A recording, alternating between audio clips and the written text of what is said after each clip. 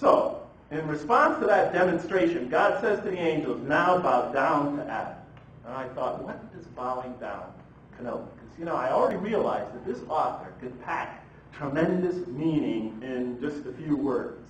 So I began to read it as if I was reading mathematics. Line by line, word by word. In mathematics, you have to pay, any math majors? You got to pay attention to every single detail. Every word in mathematics is essential, isn't it? It's great. It's great. Beautiful. So that's the way I started reading it, like mathematics. Every single word analyzed. So it said, and behold, we said to Adam, to the angels, bow down to Adam. I began to think, what does bow down mean, signify? Well, I just thought about it. What does it signify in human life? Bowing down, when one bows to another, often symbolizes servitude. One is going to serve the other. Now in the Quran, everything serves God, ultimately. But the Quran seemed to be saying that the angels, and this would be supported later on, the angels serve God in this way. They serve humanity in their development on earth. They guide humans in their development here on earth, their spiritual and moral development. So they're here to serve us in some sense. This source of magnanimous urgings, these angelic influences we feel.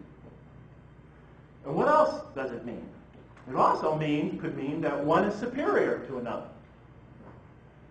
And certainly that seems to be the point in the Quran. Humans are potentially superior to angels. The angels ask the question, why create us when you could create us? God says, listen, you didn't consider this. And now he's telling the angels now, bow down to Adam after this demonstration. So it seems that the Quran is saying humans, with all their flaws, their voluntary surrender to God is more valued in God's sight. Their voluntary turning to God is more valuable in God's sight than the angels' programmed submission to God. But that comes later. So they're told, bow down to Adam. And then it says, not so Iblis. Now, who is Iblis? Later in the Quran, that confused me. What is Iblis? What are the angels? Well, later in the Quran, we find the angels do what they are told to do. They are almost programmed creatures. They cannot go against God's will. So who is Iblis? He was among the angels. Well, the Quran tells us he wasn't an angel. He was actually of the jinn, another unseen entity. But he's an unseen entity of a potentially rebellious nature. And it turns out that Iblis is the father of temptation. God introduces not just the angelic influences that we are exposed to, but the satanic influences as well. But source of temptation, but subliminal whisperings, as the Quran describes it, in our mind. And that's the sole role of Satan in the Quran. He's stripped of all the other powers that we associate with him, and his sole purpose is to give us those subliminal dark urges when we're faced with a moral dilemma. And in one place in the Quran, it has Satan say on the Day of Judgment, I had no power whatsoever over you. I but whispered, and you followed. So he is that perpetual voice we hear in our minds, urging us to do the wrong thing. And the angels are that perpetual voice when we're faced with a moral decision that urges us to do the right thing.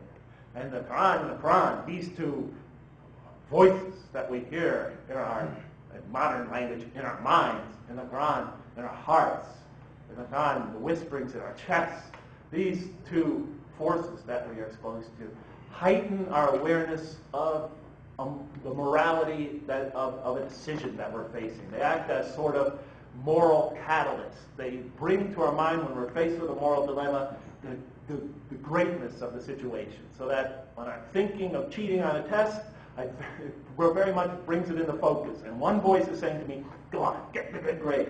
The other voice is saying, no, that's cheating, do the right thing. And I'm starting to sweat and get nervous because I'm hearing it from this side and that side. It's really a catalyst for spiritual decision-making. And that seems to be their primary role as you read through the rest of the Quran. I'm reading ahead a little bit. But in any case, but what the Quran seems to be saying here is what? In answer to the angel's question, first the Quran says, look, these human beings are intellectual beings. Didn't I tell you I see the whole picture? But God said he's going to put the beings on earth. When is he going to put them on earth? Well, not yet. First they have to go through this teaching process. They have to learn.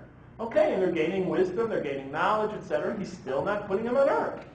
Now we find something else about the human beings. They're subject to not just angelic inspiration, but satanic inspiration. What is the God telling us about human beings? They are also not just intellectual beings, but moral beings.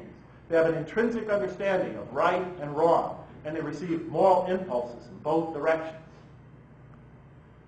Are they ready to go on earth yet? Now God should put them on earth. We now know they're moral beings. They're subjected to these two influences. They're intellectual beings. Okay, put them on earth. No, God's not ready to put them on earth.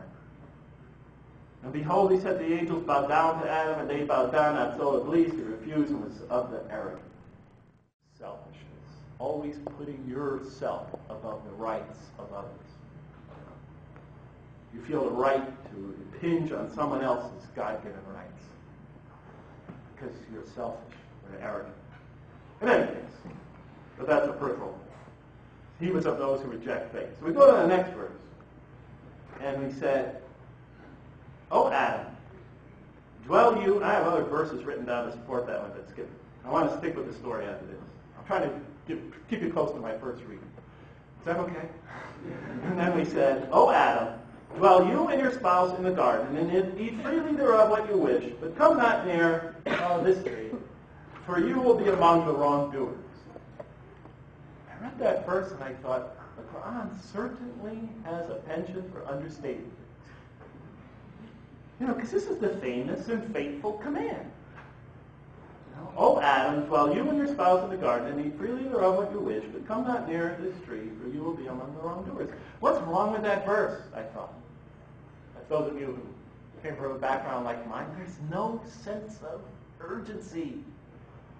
There's no tension in that verse. It was taken out. The story I grew up with, which I thought was a magnificent story, I looked at all these things from a literary perspective. I'm sorry, I did. And I'm not putting it down. I think it's beautiful and powerful. But in the story I grew up with, God is threatened at the possibility that man may eat from the tree. But in this verse, he's as relaxed as can be. "O Adam, you and your spouse dwell in the garden, eat freely thereof what you wish. But come not near," and it's like the tree is picked at random. "Come not near," let's see, "this tree, or you will be among the wrongdoers." I thought, does this author not understand the story?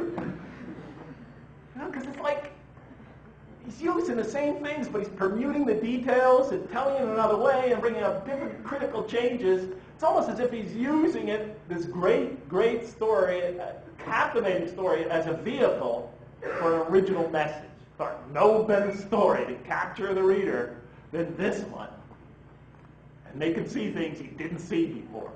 At least I thought that's what he was doing with me. "Dwell you and your spouse, and eat freely thereof what you wish, but come not near this tree, for you will be among the wrongdoers." So I was really getting confused and frustrated. And then the next verse, "But Satan caused them to slip, and expelled them from the state in which they were. And we said, Go you all down. Some of you will be adversaries of others, and on earth will be your dwelling place and provision for a time." Slip? I thought Satan caused them to slip. I thought he really has a penchant for understating things. The greatest sin in the history of humanity, the very sin why we're all down here sentenced to life, the very sin by which we're all suffering and slogging, and the pain and divorce, and, the misery of life. My life wasn't going well at that moment. My love life wasn't. But in any case, all that, the breakups, the agony, the pills, Woe, agony is me. All this, and he describes this thing, like I said, the AIDS, the conflicts, the violence, the wars, George Bush. He describes it as a slip. I just thought that was a mistranslation. I went to my Arab friends. "Excuse me, I just want you to help me interpret this verse." They go, "Oh dear."